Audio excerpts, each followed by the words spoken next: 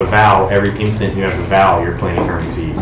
So even when I'm asleep, I'm planning 265 by 65 every instant that I'm asleep because I have vowels. And then as soon as I understood that, I was like, you know, if I hear about some vowel that I don't have, I'm like, gimme.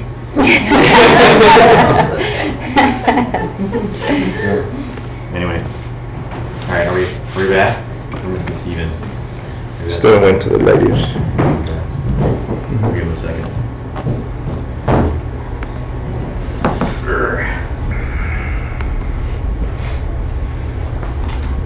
What are we doing now?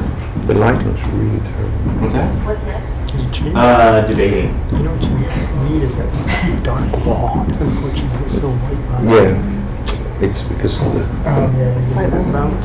Yeah, so if I do that, it gets lighter. You can't adjust the aperture. Nope. Nope. We can't put a big floodlight on his face. You need that. That would Just just... use the helicopter. Me with a helicopter in class. Oh. Just saw some footage. Get the aerial view. Yeah. Not the people's head, see the logic. See the logic come out. Live view. Then we can draw with the pen on the screen. See it here, enter it. But it's space in front of you. Yeah. Okay. All right. Here we go. All right.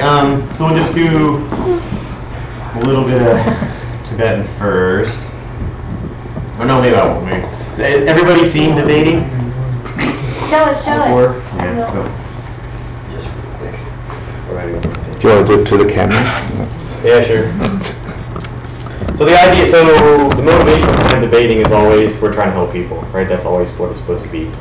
It's not like we're trying to, again, like I said, my experience, and Geshe Michael said his experience, is that anybody that's trying to be right or win all the time, they don't last at debating very long. I told you.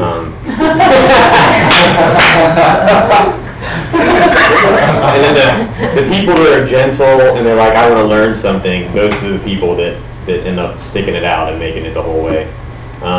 And for example, people that are afraid to be wrong also tend to be very bad debaters.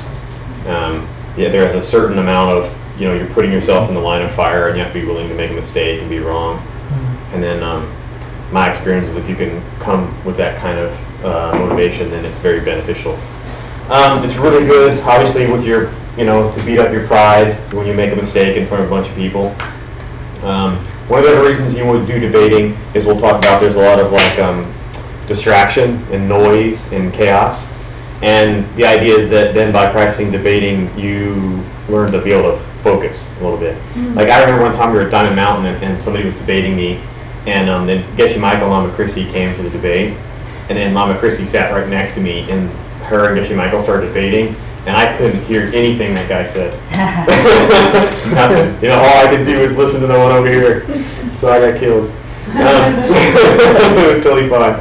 But the purpose is, again, is supposed to be able to, when you go to the debate ground, there can be 1,000 monks. They're all clapping and shouting at the top of their lungs. And, can you concentrate and focus on what the guy in front of you is saying? So that's part of the purpose behind all of it. But again, the way they start off is you say D, right? You know what D is? Inside of D. Yeah. In Tibetan, D means this, but that's not the D that they're doing when they say D. They're doing, I can draw it upside down. They're doing this one. What? So it's not the D in Bodhisattva?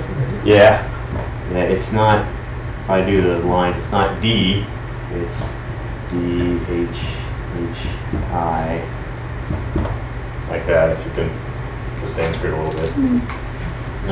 Yeah, so it's Manjushri seed syllable.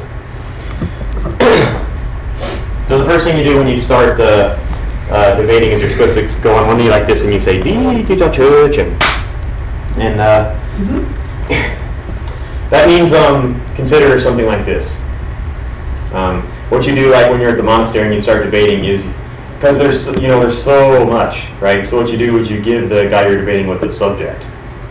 So you say Di Tija Church, tsema, or lorik, or uma, right? And you would tell them the subject that you're going to start on, to at least give them like a clue in what general, area category you're going to come at him about. Then the form of the debating is, again, one person, the attacker stands and the defender sits. And there's the form of the attacking it goes like this, right? And then, oops, like that. And the idea is, people that are suffering have a tough time concentrating, So you have to make a noise and get their attention, right? If you don't do that, then they're too much in suffering. They're like, what? No, I'm hurting. So the idea is, you're like, no, you have to pay attention, right? So the idea is that you want to get their attention. And when you get their attention, the reason then you take the mala and they pull it up like this is that you're going to pull them out of suffering. So you're getting the attention of the suffering person, and then you pull them out. And then you go like this with your hand while you do that. Stay out. Yeah. Pretty much.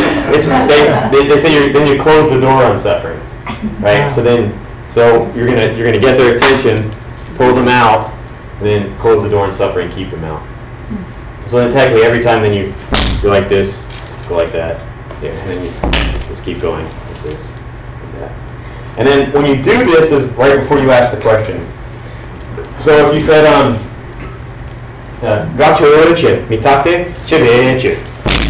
so it's always supposed to be like that. So it finishes on the end. So that's Drachochin, consider sound, mitakte is changing, chebechu becomes made. Anything like that. And it's fun watching people time them out the first couple times. Really funny because they'd be like, consider sound. No. Consider sound is changing because it's made. Like, it was really funny to watch people not be able to do the timing. But anyway, that's what you're supposed to do. You do it right at the end. Consider sound is changing because it's something which is made. Like that. Right. And then there's two kinds of questions you actually can ask when you're debating. I call one a confirmation sentence because I don't know. I've never heard anybody call it anything else. It's really, like we talked about when you're doing negation, it's really easy to get confused.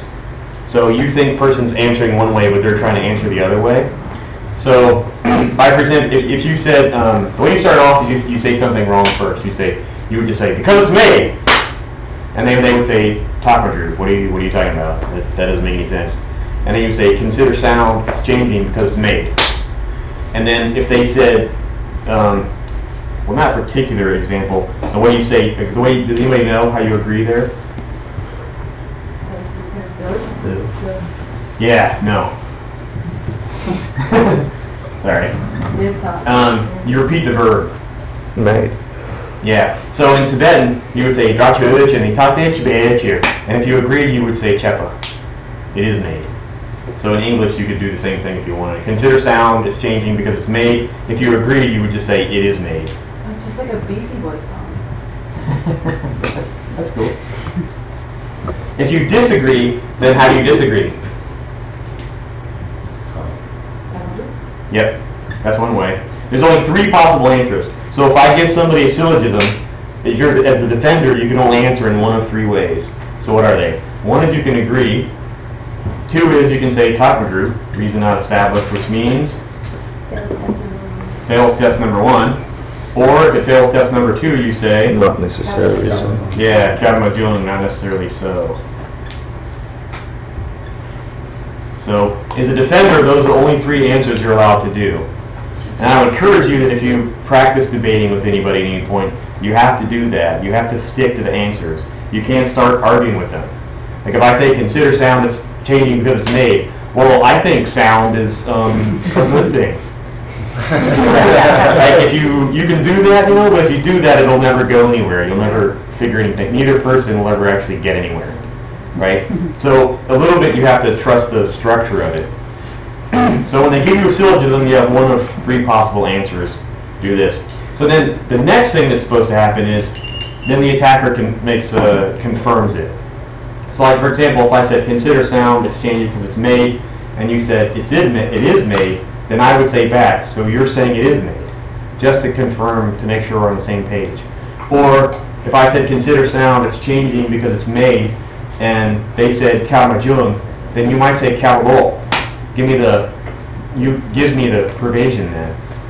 You know, because they might be thinking something weird. So you would say, tell me, if it fails test number 2, what did you hear? What does that mean to you? Oh, well, it's not made. I'm sorry. Just because something is made doesn't mean something is changing, right? And then if they say that back to you, then you know that they're on track and you're on track and you're both going in the right direction. But if they said something else, then you would know that. You would know something went sideways somewhere, right? So for example, you'd say, consider sound, it's changing because it's made, and they said Kamajun. Then you would say, give me the Kaba, you know, tell me what it is. And they would say, well, just because something is made, that doesn't mean it's changing. And then you would spit that back to them. So you're saying something could be changing and not be something made? And then, see, now you know you're on the same page. So when you do that, when you do the confirmation sentence, so you're saying blah, blah, blah, then the defender has 2 possible answers, which is what? Yes, I'm saying that. Yeah. Yes, and? No. No. No. And that's it. You know, no, that isn't what I said. Or, yeah, that is what I'm saying. And then that's it. Now, the only other exceptions to that, like I said, is perna, which means, for example. So anywhere along the line, the defender can say, you know, consider sounds changing because it's made. Perna, what are you talking about? Give me an example. When you clap your hands, is it made or not? Right, you can ask for an example. So that brings the 4th part of the syllogism out, if you haven't had Yeah, it. makes the 4th part of the syllogism explicit. Mm-hmm. The other thing you can do, does anybody know? Let's see. What's the name of the highest middle way school? Prasangika. What does Prasangika mean? Does anybody know? Did we talk about it? Sarcastic. Yeah, consequence. Yeah, you know, I said that before. I don't like sarcastic so much.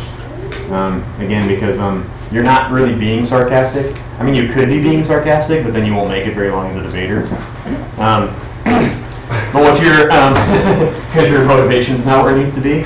But you want to give somebody a logical consequence. So, like, for example, if we were doing a syllogism and you said, consider sound changing because it's made, and they said, Taken group, and then you could just say, well, okay, so I'm not making a sound right now? You know, you're allowed to do that. And so is the defender. The defender could do the same thing. They could say, what, this is not a sound? I'm not making a sound? Like, you're allowed to do that also. And that's what they say separates the consequence school from the other schools, because they love to do this. They love to just toss stuff out there. As soon as they see, like, the defender gives some weird, bizarre answer, you just toss out the consequence of that. If made things aren't changing, then, well, I guess they can't do anything. You know, you could also do that. Or, if sound's not made, then I guess it's not a result. Sounds aren't results. And that's pretty weird. But you're taking it to its logical conclusion. Yeah, you just go straight to the end, basically. So what happens? Or you can pound it out. Either when you way. get to the so you're saying and they said yes or no, what happens after that? Then you go back. So, yeah, cool. So I say consider sound, it's changing because it's made, and he says Taken group, and I say, so you're saying there's no connection between sound and being made? And he would say, yeah, that's what I'm saying. Then what would I do next? You tell me. If your reason. Yep. Yep. Then number 1 stays the same, number 3 becomes number 2, and I give a new reason.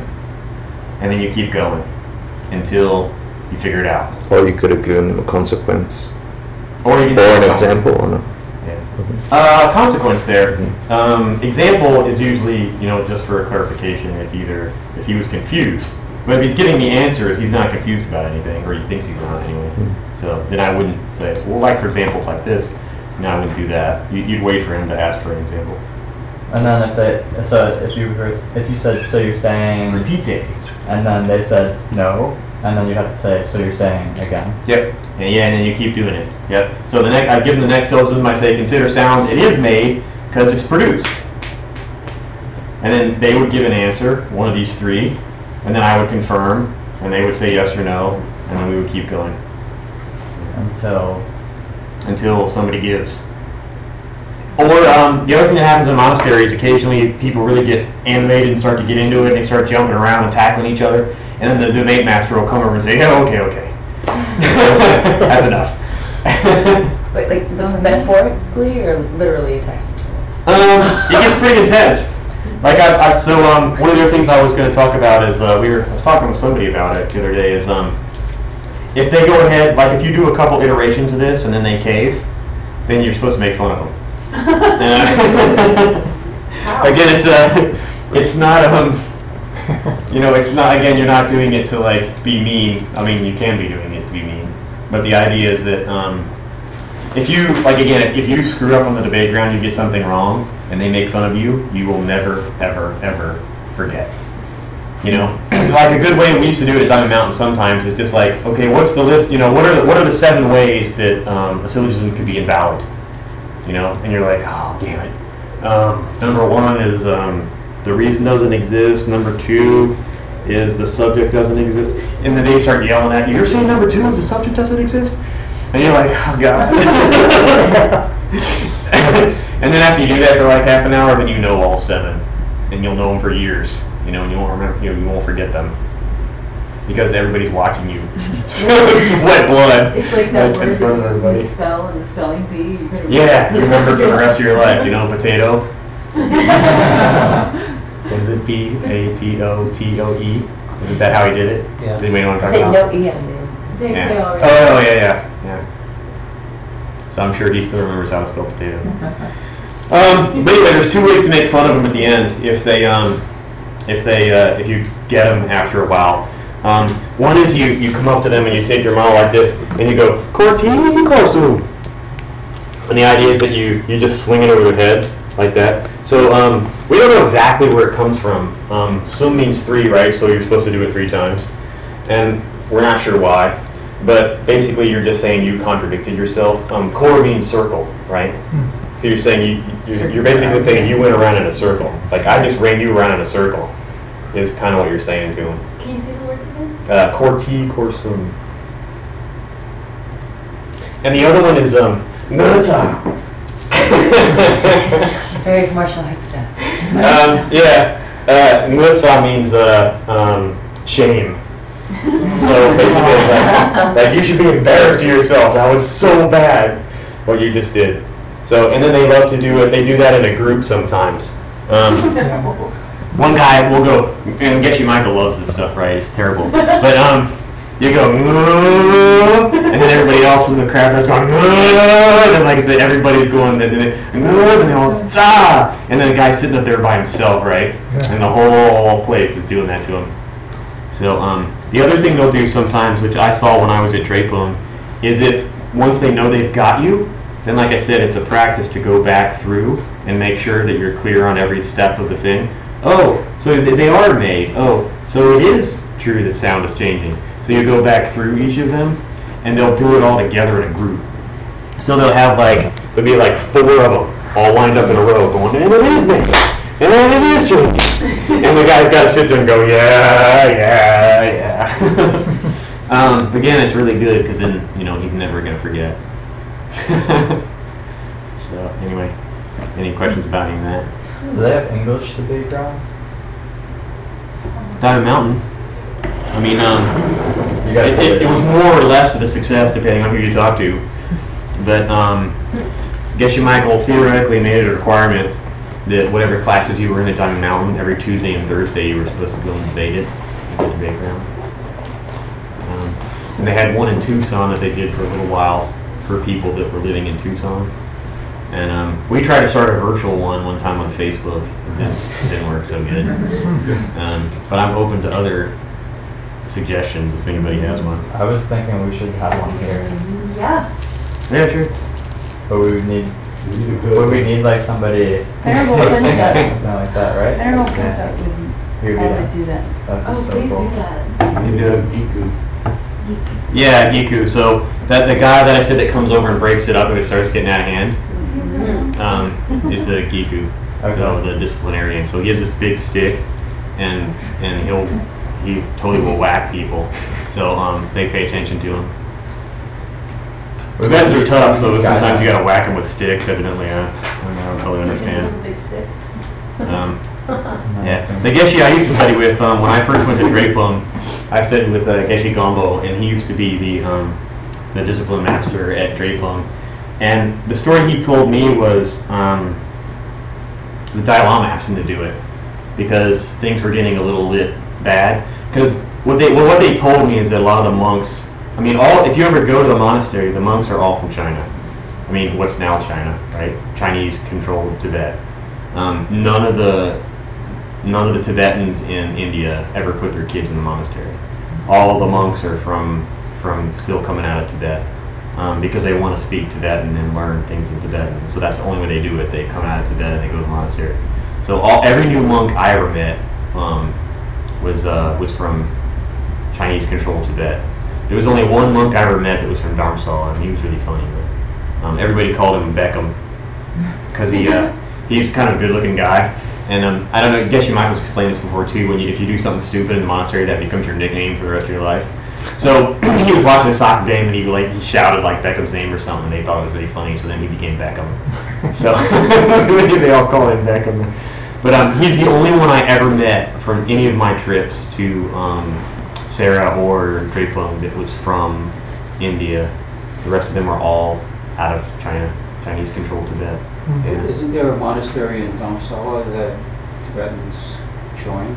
Yeah, the school of dialectics is there. But as far as I know, the ones that are there are all out of Tibet as well. Because that's the first place they go, right? The first place any Tibetan goes when they get out of China is they go straight to Dharamsala because the Dalai Lama will say hi to them. Yeah. So they go there and he meets them, and then from there they figure out where to go next. So if they go to the monastery, whichever one they go to, yeah. One of Geshe Michael's students studied there. He's a monk. Dialectics? Jimpa. Jimpa? That's cool. Yeah, why was I talking about that? You were going to say that they're tough. Something. Oh, Gikus, yeah, I was talking about Gikus. Yeah, so some of them are a little rough around the edges. They're Tibetans and they come out of a country where it's not good to be Tibetan. It's not necessarily such a good thing for them to be Tibetan. And maybe they've been through some rough experiences there, if you've ever seen the videos of them being beaten up and stuff. So some of them, they were a little bit rough around the edges, and they were getting into trouble at the monastery. So the Dalai Lama asked Geshe Gombo, will you clean it up a little bit? It's getting out of control, So he threw a couple monks out of the monastery, which evidently had never been done before. But that sent the message, to quit messing around. And I was talking to one of they were starting to get into, they would get into fights and stuff. Do you know what a dop-top is? What? You know what a dop-top is? No. Maybe I shouldn't tell you this stuff. No, it's good. Dop-tops in old Tibet, dop-tops were policemen. The monasteries are huge, right? They had 15,000 monks in those monasteries. So occasionally they would need a policeman type role. And so to do that, they pick monks. And then Geshe Michael talks about how he, for ACIP, he said, give me the monks that aren't any good, and I'll teach them how to type.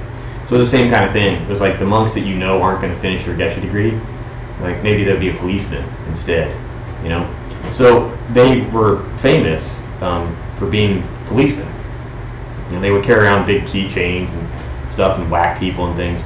So, and the same thing, there's in the monastery, sometimes there were little gangs. There's little gangs of monks, and again, some of them came from rough places, so they're just doing what they did when they grew up, Monks are people too. Monks are people too. So occasionally they need to be policed. So they would use monks to do that, So anyway, the point is,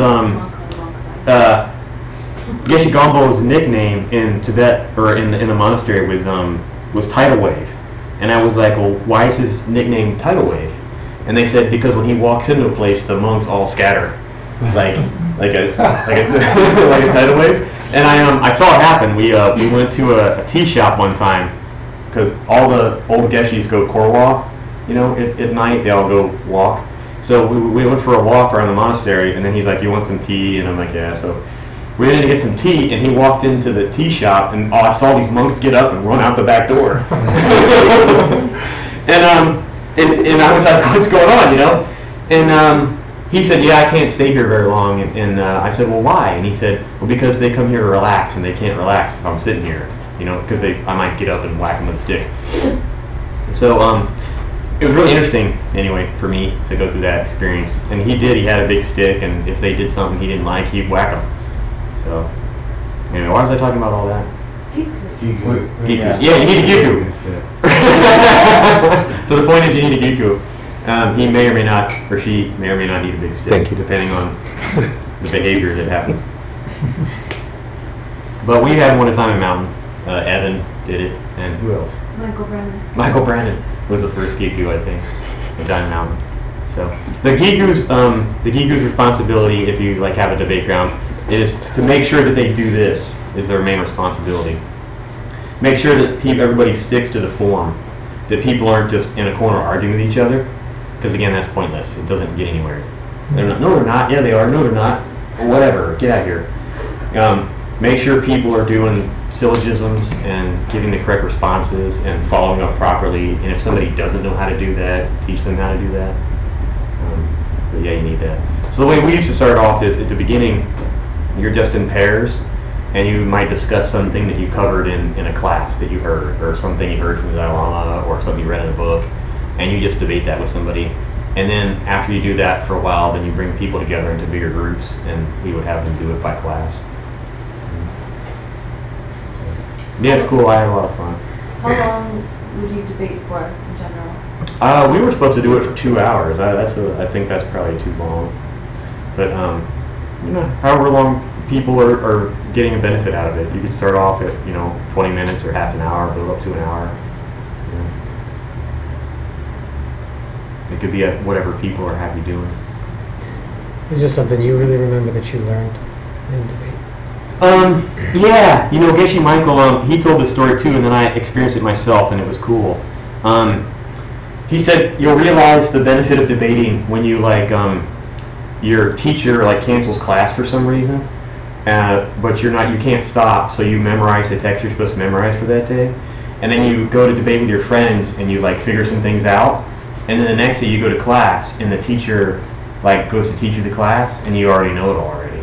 You figured it out with your friends, So yeah, I had a couple things that epiphanies that happened to me on the debate ground, stuff that I learned.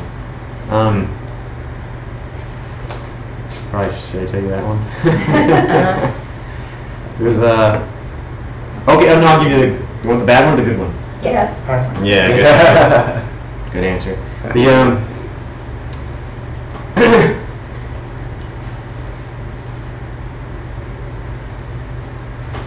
I just forgot the bad one, so you get the good one. It all works out.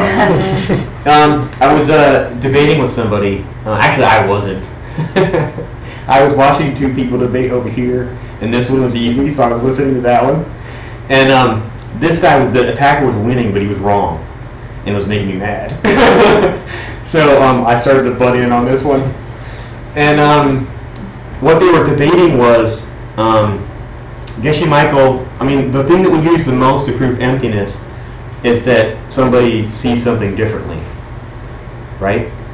So, dog sees this as a chew toy versus I see it as a pen, ergo it's empty, right? So that doesn't mean the converse is true, which we touched on a little bit when we talked about the 3 kinds of valid perception. If we all agree that something is true, that doesn't make it true, So he was trying to argue that because everybody saw something the same way, then it must have some self-existence, and he was winning because the other guy didn't know what to say. And they were doing the laws of karma, actually. He was saying, look, if the laws of karma apply to everybody, then the laws of karma are self-existent, And so I started answering for the other guy, and then and I just kept saying no. I just kept saying, no, that's not true, that's not true, that's not true. And then he was like, well, then you tell me what it would look like if it was, what would a self-existent thing look like that was the same for everyone? And I said something that wasn't coming from my projection. And then 2 days later, we were in the translator class with Geshe Michael. And Geshe Michael goes, And you've got to understand that just because everybody sees it in the same way doesn't mean it's self-existent. And I thought, oh, that was cool. But he was doing it on purpose, right? Because you're supposed to see something slightly wrong? Yeah. I mean, Geshe Michael would tell you the best debates that you get into are debate something you don't understand. Yeah. Like, I mean, it sounds logical, right? If this is true, if the reason why this is not inherently a pen is because a dog sees it as a chew toy, then why is it the case that if the laws of karma apply to everyone, that's not self-existent? Why is that not self-existent then, if everybody has to see it the same way? It's a good question, right? So unfortunately, he was the better debater, so he was winning. It wasn't that he was right, the other guy didn't know what to say because he wasn't any good at it yet. So, but it was a great question. Oh, now I remember the bad one.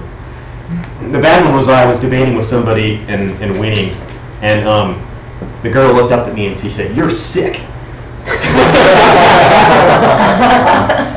And I took it as a great compliment. Yeah. But what it was we were debating. I get in trouble for doing this. I do. I got in trouble for doing it in the 10-day retreat at Prescott one time too. We usually stick to I said before you can't judge people, right? So you can't judge anybody. If you can't judge anybody, then we can think of extreme examples of people that we shouldn't judge. So like Hitler or Mao Zedong. So usually I stick to Mao Zedong, because the Tibetans will say Mao Zedong was an emanation of Manjushri. Because, well, I would have never learned about Buddhism if it wasn't for the Dalai Lama getting kicked out of Tibet. So therefore, maybe Mao Zedong was a special person, because if it wasn't for him, he wouldn't have had to leave Tibet, and then none of us would be sitting here right now. So who is he? So that's easy for us because we're not Tibetans and we didn't lose our country, and we haven't seen all of our friends suffer because of it. So then, like I said, every once in a while you have to be naughty. You have to mess with people a little bit. So I said, well, of course. Well, they're all like, yeah, Mao Zedong, Manjushri, I get it. And I'm like, great, just like Hitler. And then like silence, because that one's more difficult for us. And we've gone to school and been trained that he's a bad person and we were right to fight him, and of course World War II is great because we won and that set everything up for us, and we were defending people that were weaker than us, and isn't it all great? So then I said, well, wait a minute, who was Hitler really? Like I said before, I said George Bush. George Bush probably is an angel because if it wasn't for him, then Bin Laden. then Obama never would have been elected, So the same way you can say, well, what about Hitler? I mean, everything changed because of Hitler, Like all of our sensitivity to issues, surrounding that, and all the stuff that came out of it, the Geneva Convention, the Human Bill of Rights, all that stuff, right? All came out of we saw how terrible it was if somebody doesn't, somebody goes against those things, right? So then, well, the bodhisattva ideal. So does bodhisattva mean nice person? No, right? I mean, Geshe Michael's always saying the person that hits you in the face might be a bodhisattva because maybe that's what you needed in that moment. So maybe the person who pushed all of your buttons, maybe that's the bodhisattva. Maybe the person who did something so terrifying and so horrible and so evil that our whole world changed because of it, and we're all afraid of that now. Maybe that was a special person. So I started arguing that Hitler was a Buddha. And then I said, emptiness, if you take emptiness into account, how does a Buddha experience things? What do they experience stuff as if you're a Buddha? Bliss. Everything is bliss. Pure. Everything you experience is pure. Everything you experience is bliss.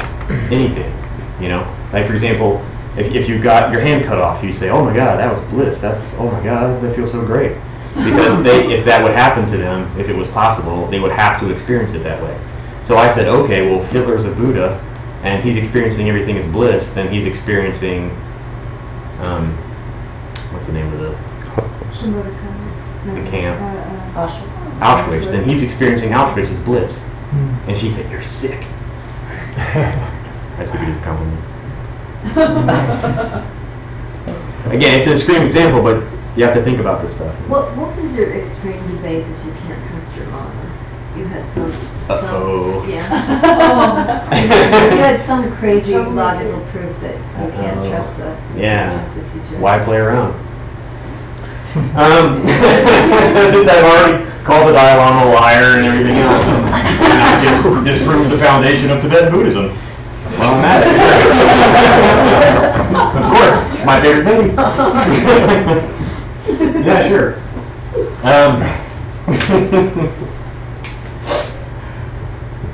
And then also, then what's the classical proof that your teacher is Garuda? Okay. Yeah, because if you can do that, then Yeah, you do the can go, opposite. yeah. I can go the other way too. Like I said, the more you study emptiness, I think the more you'll find these things are true, that a lot of the stuff you think is contradictory isn't necessarily contradictory. Let's see. Like I said, I'll disprove a uncreated creator God and then prove that God exists. You can't trust them because they, what? They're coming. Come from Come karma. from you. Yeah, or come from karma. Come from your karma, maybe that's the best thing. They are. Okay, what do you think? True or false? Run through tests. Let's run the 3 tests. Consider your mama. Do they come from your karma? Yes. Yeah, I think that one's okay. What's test number 2? Is there, If three 3 must then two. 2? If 3, then 2. So if they come from your karma, is it true that you can't trust them? No, No. Why not? because the only objects to be trusted were produced by karma. That's interesting. How so? Because they're cost things. Well, why does that mean you can trust them? Because Yeah, what do you mean by trust? Yeah. to debate That's trust implies there is such a thing as trust, and for trust to exist, it has to be directed towards an object, either mental or physical. And so, boom. Now that you put it that way. Well, or you could just say that there are things that are from my karma that I can't trust. Yeah. That's what I would argue. I would say, look, you got any bad karma? Good? Yeah. If I've got bad karma, then is it possible that one of those bad karmic seeds might ripen off my lama? Yeah. And you have to say yes. Right? So does that mean you should just do whatever your lama says then? I would say no. Because if I hurt somebody in the past, right, and that seed ripens off my lama, right, then I've got to react to that appropriately, which would be to do the opposite. Yeah, but you'd have to plant to see them as the trustworthy lama. Yeah, sure. I'm not so. Which is in the definition of lama. If you just swap lama for Tylenol or whatever you call that. Yeah, sure. That's That's awesome, the- dude. That's how I should have started. Yeah. How do you spell Tylenol? Lenol. We won't Oh, disagree oh. anyway. Whatever. Doesn't matter. I can't read it. Something like that. Consider your title. Yeah, sure. You know, consider your aspirin, consider your Tylenol. You can't trust it because it comes from your karma, good or bad, right? You say good. We hear that all the time. You know, if I don't have the karmic seed for the Tylenol to work, it's not going to. Well, guess what? These are the same. Okay, you said something yesterday which has been stuck in my head in a beautiful way, Okay. which was by giving Tylenol. Yeah, great. Pull me out of this. I'm going out of flames. No, you don't.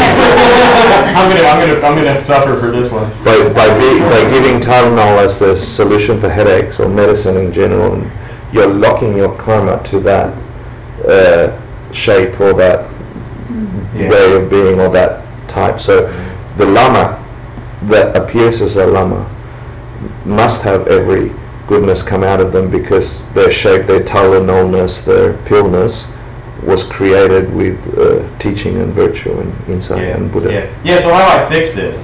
You know, how do I save myself now? Because what's the first step of the Lam Rim? Find a teacher. Yeah, you have to see your teacher's a Buddha. That's the first step of the Lam Rim. So how do I fix this now? His lama. You can't just them. Consider his lama. Consider other people's lama.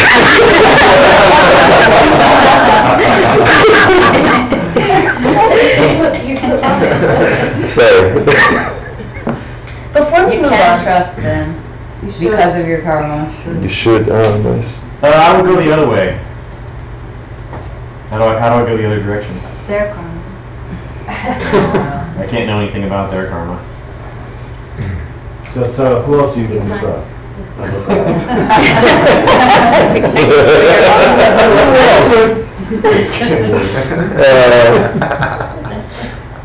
Projector, planting. Virtue. So shouldn't say consider your lama in 1,000 years? You should trust them because I'm planting the seed. Well, then, yeah, then we have to do the same thing, right? What do we write down? What do we write down here? Well, consider, you could trust them. Yeah. Well, I would say should actually. Well, but now they could be. You could say must if you're planting the virtual seed, just like you said before. Yeah, you can say can here if you want for this one. Then maybe for the next one, I would say consider your lama. You should, because why? You're trying to plant seeds. Does he have nowhere to turn? Yeah. Yes, the only one. Yeah. Because you can't get out otherwise. You can't get out of samsara with a lama. If you don't have a lama to help you get out, you can't get out. Can we run the test on that one?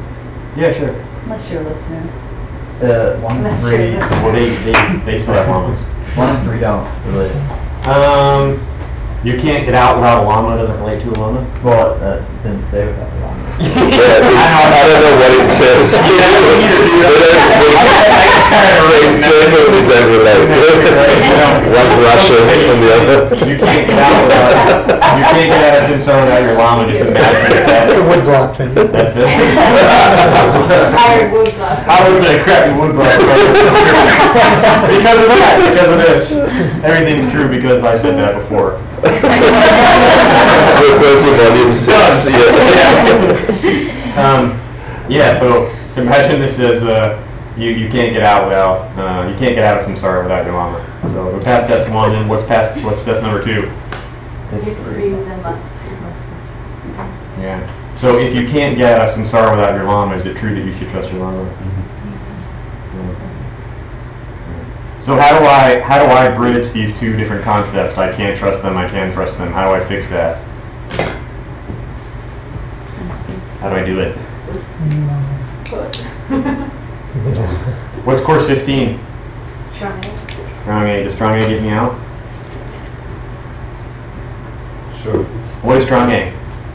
Only to interpret. Interpret what the Buddha meant. So, interpret what the Lama meant, interpret what the Buddha meant. So, say for example, I planted a bad seed, so I can't trust them. They do something terrible. They hurt somebody or whatever. What's my reaction to that supposed to be? Literal or figurative? Figurative. Figurative, right? They're being figurative. They're trying to teach me something. What are they trying to teach me? Stop being stupid. Stop being stupid. Don't hurt people. Look alive. It's bad. You know, this is what's going to happen. If you hurt people, this is what will happen. This is what it will look like. This is what the results will be. So, can I still see them as my Lama then? Yes. Sure. Why? Yeah, because they taught me something. Yeah, they taught me an important lesson.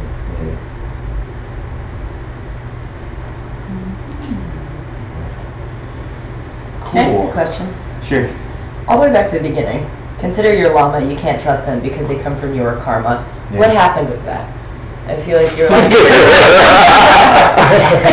is it not right? You think about it now. It's homework. Email me if you don't get anywhere with it. Thanks.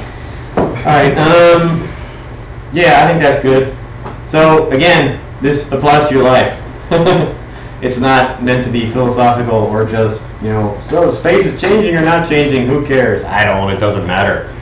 But if understanding how space is unchanging helps you understand negative things, helps you understand how emptiness can come and go but still be unchanging, then it's important to study that, right? And if it teaches you how to relate to people at work, don't yell back at the angry boss. If it teaches you how to relate to your Lama, how to deal with things that they do or don't do, then I would argue that logic is important and useful. But if it's ultimately going to be useful, what drives logic? Reasoning. Faith.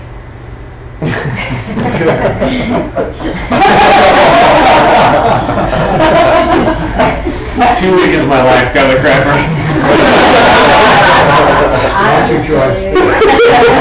Logic pays faith, no? Yeah, we shouldn't have, I would argue we shouldn't have any faith without the logic behind it. But again, you know, I've seen people use logic and logic themselves right out of Buddhism. Like, I've seen it happen, you know? Because logic is empty just like everything else. That's the, like I said, that's the disagreement between Prasangika and Svatantrika. Svatantrika says logic works, and Prasangika said you're crazy, everything comes from a seed. So if you don't plant the seed and you practice logic, you'll logic yourself into some hole and disappear and, you know, quit practicing Buddhism. But if in your mind, every time you read one of these things and you think, this is going to help me help people somehow, you know, when I figure this out, I'm going to be able to help people with this information. If you think about it that way and you approach logic that way, then my experience is then it helps you solve all of your problems. And you don't have any crisis of faith because you're not relying on faith, you're relying on things that you can work out for yourself. This is a valid perception. You know, this is if I saw it with my eyes. We would say same ontological status. But that's only going to work if I plant the seeds for that to work. What's the seed for it to work? Use it to help people. Use it to help yourself, use it to help other people. Thank you so much. Please come back and teach some more. Yes, please come back and teach. Why not move to New York?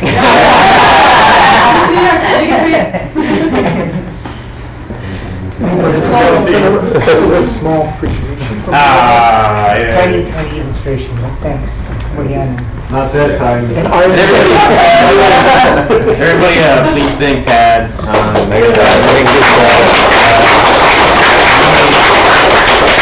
I'm only here because Tad asked me to come. And he put me up and he helped me. And he printed your readings today. I sent him, I did a classic Geshe Michael. I sent him this last night, like 10 o'clock or something. Yeah. Well, for us, that's 4 in the morning. Yeah. And then, you know, then he figured out how to print it and get everybody on. So, you know, we couldn't have done this if he hadn't done that. So. Steven made the posters. And then, yeah, I'm. And then, yeah, thanks, Steven. Thanks for helping everything, work it out and times. And thank you, Hector, for doing the videos and everything. I hope we'll help people. And then thanks to the 3 jewels in general. Yeah. And then I always like to say, you know, it really isn't, we talked about it a little bit today, but it really is important. Places like this are not, don't take them for granted. Like really, like a place like this is special. And if you don't treat it that way, then you can lose it. It could be gone tomorrow, you know. So take care of it. Take care of the people who take care of it, and then as much as you can support them, either with your time or your resources. Please do that because it's a special place. And join our classes. Hector's ACI 8 and John's ACI 14. Yeah, and do the ACI courses. They're incredible. There's so much in there that we all take for granted. You know, you're like, oh, I'll just do it, you know, later. You know, don't think like that. You know, like I don't know how many times Hector plans to teach the courses, but I imagine it won't be more than once. I'm committed to doing 1 round of ACIs. Yeah. So don't think that's a thing that'll last forever either. You know, it's this special thing that he's. He looks young. I'm getting younger every time. Yeah. No, it doesn't matter. I mean, it matters, but it doesn't. Don't let that stop you from taking the course. Can I insert a little history lesson? This recent tricycle has a history of how Gelugpa Tibetan Buddhism first came to America, to Howell, New Jersey, Freewood Acres. And in the early 1950s, or this Lama in the late 1950s, the Kalmyk Mongolians had to leave Russia due to Stalin, and due to Hitler invading Russia, they left with the Hitler army, and they were abandoned in Europe. And finally, the Americans said, okay, even though you're Asian, you can come to the U.S. and we'll settle you in New Jersey in the early 1950s. And this Lama, being Mongolian Kalmyk, he joined them in the late 1950s and started a little temple in Howell. And here's him teaching the first American Buddhists, Jeffrey Hopkins, Professor Thurman, 1963. Wow. So, and he invited Ken Geshe Tachin, and that's why we're all here. Geshe Michael came in the mid-70s, I guess. Yeah. And that's why we're here, because of Stalin and Hitler.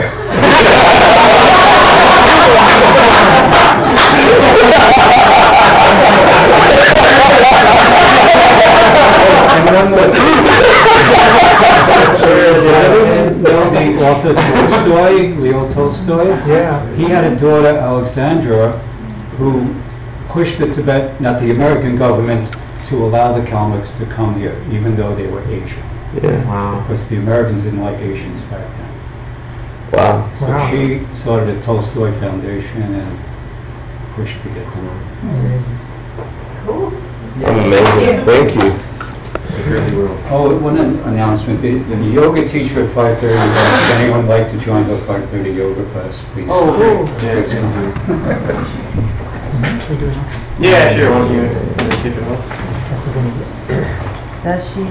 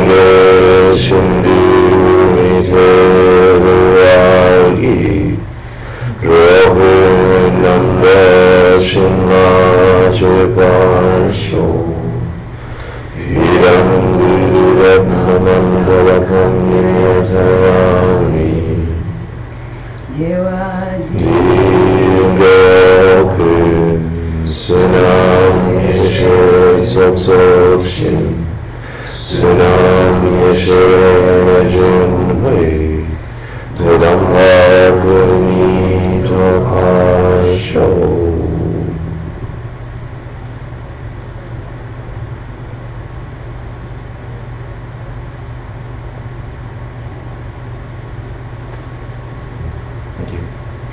Please come back, really. It's really simple. Yeah, book two, maybe. Sure. And there's still books, if anybody... Still books, buy 10, give them to your friends. Yeah. When we spread the word about your book, where's the best place to send them online? Oh, yeah, there's two places. It's on Amazon for the, Is that to get how it that it is? way. Or if you want them in bulk, or to support them, me, Diller, and Venerable Jigme are publishing it for me. And they have a press called Standing in the Sky, and I can give you the contact information. Which is better for you? Yeah. It doesn't matter to me. I mean, I can, as much as you can support them too, maybe. But.